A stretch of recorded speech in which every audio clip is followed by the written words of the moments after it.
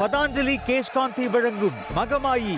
சிந்தூராருண விக்கிரகாம் த்ரிநயனாம் மாணிக்ய மௌலி ஸ்புரத் தாராநாயக சேகராம்.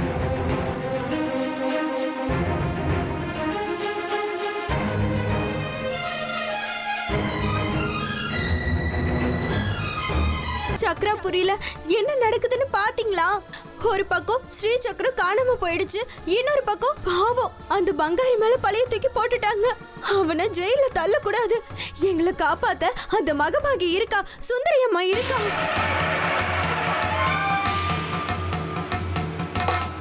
கோடி ரூபாய் மதிப்புள்ள சாமி அத கரகத்தை சுமக்கிற மாதிரி தலைமையில சுமந்துட்டு போய் பட்டணத்துல வித்து கை நிறைய பணம் சம்பாதிக்கலாம். பஞ்சு சொல்லு ஆட்டோ ராஜா. பட்டணத்துல இருக்கிற என் நண்பங்கிட்ட விஷயத்த சொல்லிட்டேன். அவங்கிட்ட இருந்து பதிலும் வந்துருச்சு. என்னன்னு? விக்கிரகத்தை எடுத்துக்கிட்டு நேரா என் கிட்ட வாங்க, என் கையில விக்கிரகத்தை கொடுங்க, அடுத்த நிமிஷமே பணப்பொட்டிய தரேன், எடுத்துட்டு போங்கன்னுட்டான். விநாயகரோட சேர்ந்து எலிக்கும் பூஜை நடந்த மாதிரி நானும் உன் கூட சேர்ந்துக்கிட்டு பணக்காரன் ஆக போறியா?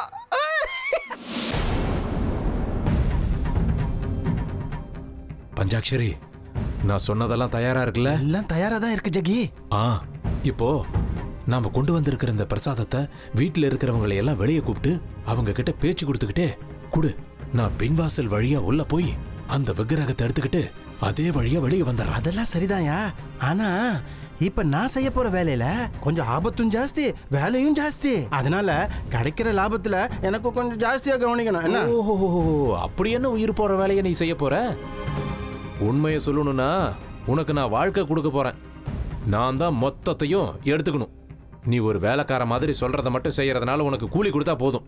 உண்மையை சொல்லணும்னா எனக்கு தான் ஆபத்து அதிகம். யாருக்காவது தெரிஞ்சா என்னதான் மொத்துவாங்க. என்னையா இப்படி சொல்ற? இதெல்லாம் நான் ஆடுற நாடகம்னு தெரிஞ்சதுன்னா என்ன உயிரோட விட மாட்டாங்க. இந்த வீட்டுல ஒரு காண்டாமிருகம் இருக்க, வித்யாசங்கரன், என்னை நசிக்கியே சாவடிச்சிருவான். சரி சரி, முதல்ல வந்த வேலையை முடிச்சிடலாம், அப்புறமா பங்க பத்தி பேசலாம். நீ இந்த வேலையை பாரு, நான் பின்வாசல் வழியா உள்ள போறேன். சரி சரி, வேலையை பாரு.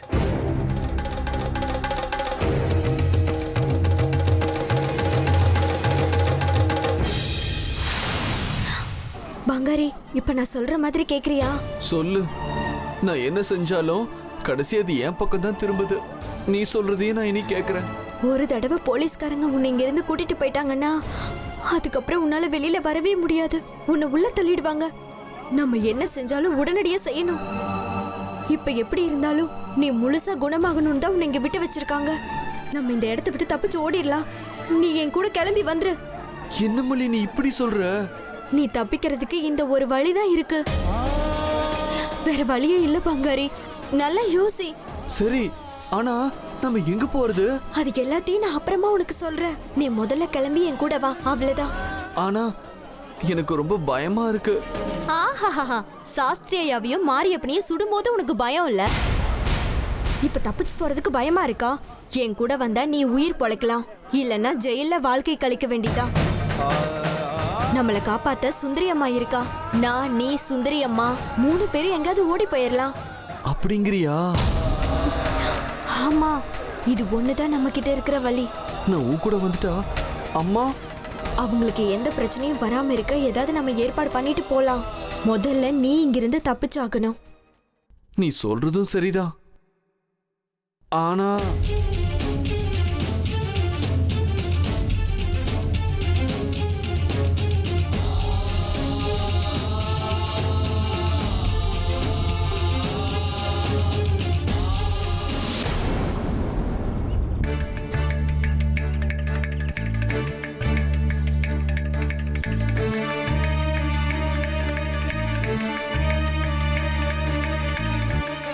வீட்டுல யார் இருக்கீங்க?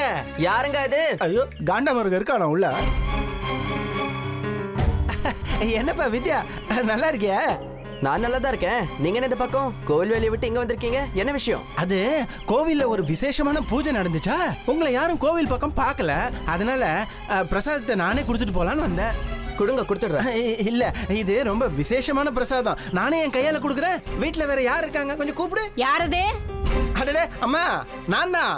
கோவில்ல வேலை செய்யறவன் பஞ்சாட்சரி. ஆமா, என்னையா இங்க இருக்க நீ? ஆமா, ஆமா, அங்க ஸ்ரீசக்கரம் காணாம போனத பத்தி விசாரணை நடந்துட்டு இருக்கு. நீ அங்க இருந்தா பேன்னு மாட்டிக்குவேன்னு பயந்து போய் ஒளிஞ்சிக்கிறதுக்கு இந்த வீட்டுக்கு வந்திருக்கியா? அப்படிலாம் ஒண்ணும் இல்லம்மா. அது ஸ்ரீசக்கரம் சீக்கிரம் திரும்ப கிடைக்கணும்னு கோவில்ல விசேஷமான ஒரு பூஜை பண்ணாங்க. நீங்க கோவில் பக்கமே காணலையா? அதான் நிர்வாகத்துல முடிவு பண்ணிருக்காங்க. கோவில்ல வேலை செய்யற நாங்களே வீடு வீடா போய் பிரசாதத்தை கொடுத்துட்டு வரணுமா. அதான் நான் எடுத்துட்டு வந்தேன். என்ன பஞ்சாட்சரி, என் பொண்ணு மல்லியே நீங்க ரொம்ப தொந்தரவு பண்றீங்கன்னு கேள்விப்பட்டேன். அப்படியா சொன்னா? நான் ஏமா அவளை போய் தொந்தரவு பண்ண போறேன்? அது இப்பெல்லாம் கொஞ்சம் வேலை அதிகம், அது உங்களுக்கே தெரியுமே. வேலை ஒழுங்கா செய்யலன்னா கொஞ்சம் கண்டிப்பா பேசுவேன். மத்தபடி எந்த தொந்தரவும் செய்யலாமா? உன் வீட்டுல வேற யாரும் இல்லையா? வேற யாருப்பா இருப்பாங்க? நீ வந்திருக்கன்னு வீட்டுல இருக்கிற எல்லாரும் வாசல்ல வந்து நிக்கிறோம். ஆமா, என்ன விஷயமா வந்த? அது கோவில்ல இப்போ ஒரு விசேஷ பூஜை நடந்துச்சு, அதுக்கு தான் பிரசாதம் கொடுக்கலான்னு வந்தேன். விசேஷ பூஜையா? அப்படி ஏதாவது இருந்திருந்தா அதுக்கான பிரசாதத்தை நான் தானே செய்வேன். இந்த பிரசாதத்தை யார் செஞ்சாங்க? அது என்ன ஆச்சுன்னா சேகரா, இந்த ஸ்ரீசக்கரம் காணாம போனதுல இருந்து கோவில்ல நிமிஷத்துக்கு ஒரு தடவை ஏதாவது ஒரு விசேஷ பூஜை நடந்துகிட்டே இருக்கு. அதுவும் இல்லாம நீ ஒரு சம்சாரியாச்சே, வீட்டுல 1008 வேலை இருக்கும், உன்னை எதுக்கு தொந்தரவு பண்ணணும் தான் இப்படி பண்ணிட்டோம்.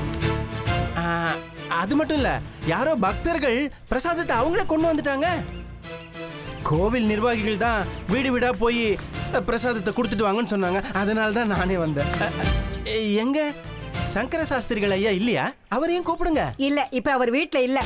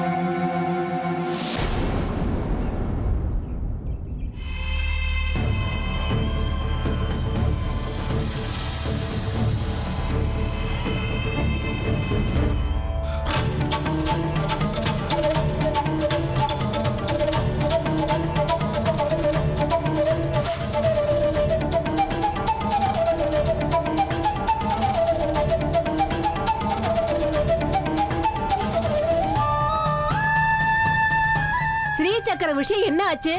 விருபாட்ச சாஸ்திரிகள் எப்படி இருக்காரு? இனிமே என்ன பண்ண போறீங்க? அது ஸ்ரீசக்கரத்தை பத்தி இன்னும் எந்த தகவலும் இல்ல. விருபாட்ச சாஸ்திரிகள் மௌனமா தான் இருக்காரு. இதுக்கு மேல என்ன செய்யணும்னு எங்களுக்கும் தெரியல.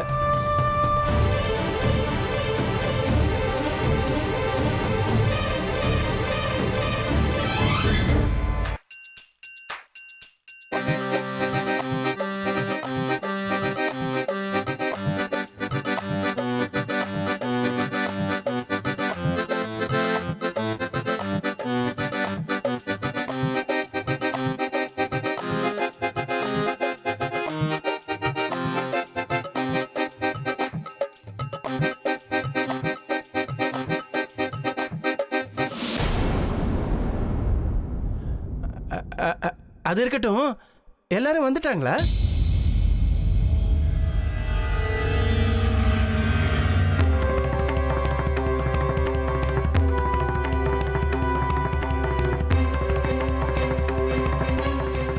ஜக்கியோட வைஃப் சுனிதாவும் உங்க வீட்டுல தானே இருக்காங்க, அவங்களையும் கூப்பிடுங்க. ஒரேடியா எல்லாருக்கும் பிரசாதத்தை கொடுத்துட்டு போயிடுறேன். இல்லைன்னா நடந்த எல்லா விஷயத்தையும் மறுபடியும் அவங்களுக்கு சொல்லணும்.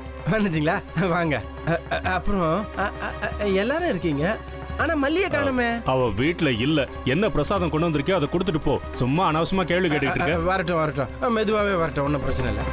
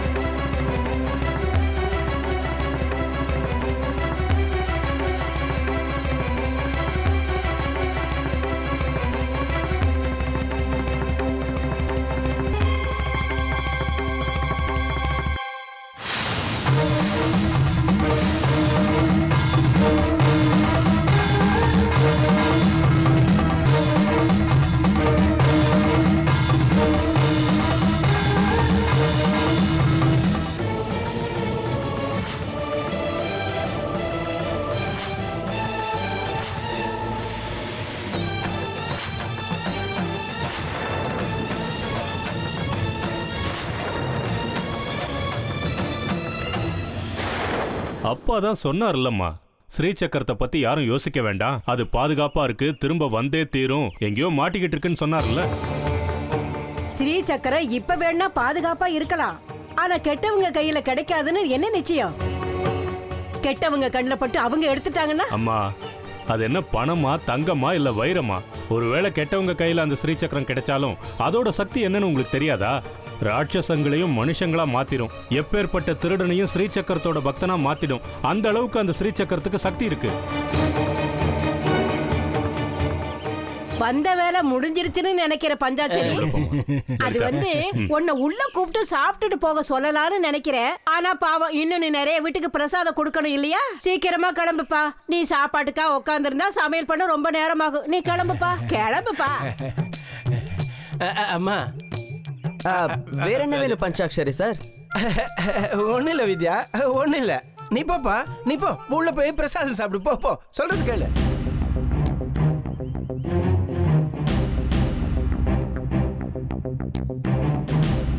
ஐயோ, எல்லாரும் ஒரேடியா உள்ள போயிட்டாங்களே. ஜக்கி பின்வாசல் வழியா உள்ள போறேன் நானே, திரும்ப வரலையே. என்ன ஆச்சோ தெரியலையே.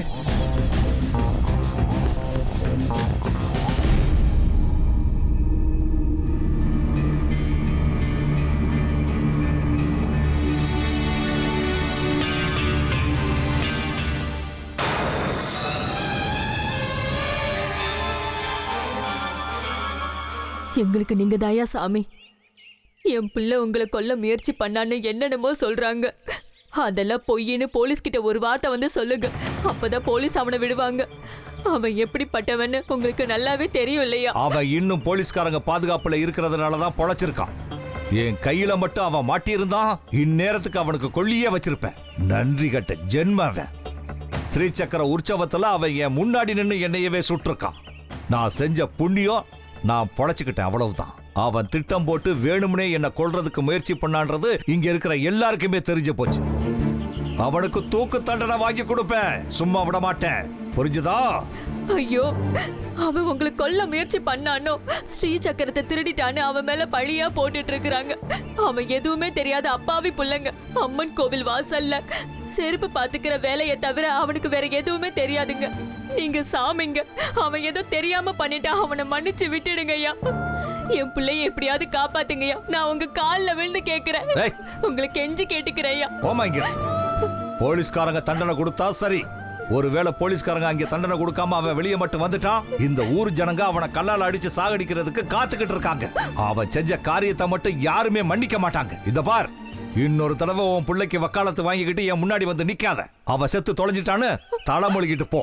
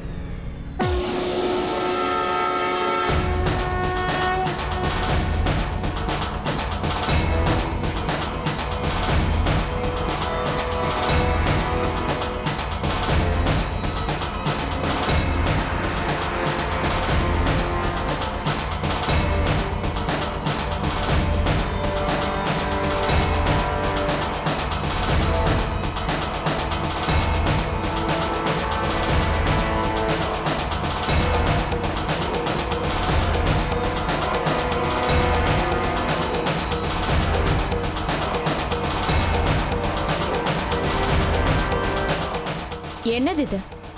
அர்ஜுன சந்நியாசமா? இத்தனை வருஷத்துல இப்படி ஒரு அவதாரத்தை நான் பார்த்ததே இல்லையே.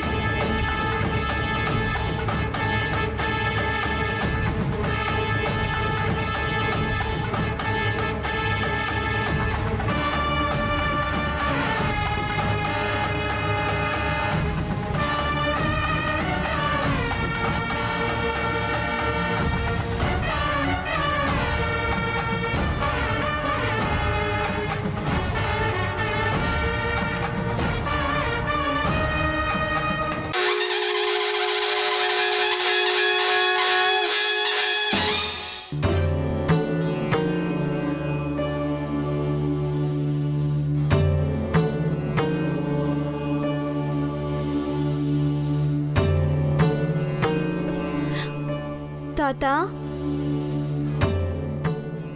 எனக்கு ஒரு பொறுப்பு இருக்கு. சொல்லுமா, என்ன அது? எனக்கு கிடைச்ச சுந்தரி அம்மாவை நான் வேற ஊருக்கு கூட்டிட்டு போகணும். எதுக்குமா? நாங்க என்ன அபச்சாரம் பண்ணோம்? அபச்சாரம் எல்லாம் ஒண்ணு இல்ல தாத்தா. ஸ்ரீமதி அம்மா சொன்னாங்க 3 சக்தி பீடத்துக்கு சுந்தரி அம்மாவை கூட்டிட்டு போனா ஸ்ரீசக்கர திரும்பி வந்து அதோட பீடத்துக்கே வந்து சேர்ந்துருமா. ஓ, ஸ்ரீமதி சொன்னாளா? இந்த ஸ்ரீமதி சொல்ற விஷயங்களே எனக்கு புரியறது இல்ல. ஒரு சில சமயத்துல ரொம்ப விசித்திரமா நடந்துக்கிறா. சில சமயத்துல வீட்டு பொண்ணு மாதிரி பேசுறா. இன்னும் சில நேரத்துல என் அம்மா மாதிரி பேசுறா. ரொம்ப சரளமானவ, ஆனா புரியாத புது. யார் இவ? ஒருவேளை உங்ககிட்ட வேற மாதிரி இந்த ஸ்ரீமதி பேசியிருக்காளம்மா? அவங்க முகத்துல ஏதோ ஒரு விதமான தெய்வீக கலை தெரியும். அவங்க சொல்லும் போது அந்த அம்மனே இறங்கி வந்து சொல்ற மாதிரி இருக்கும்.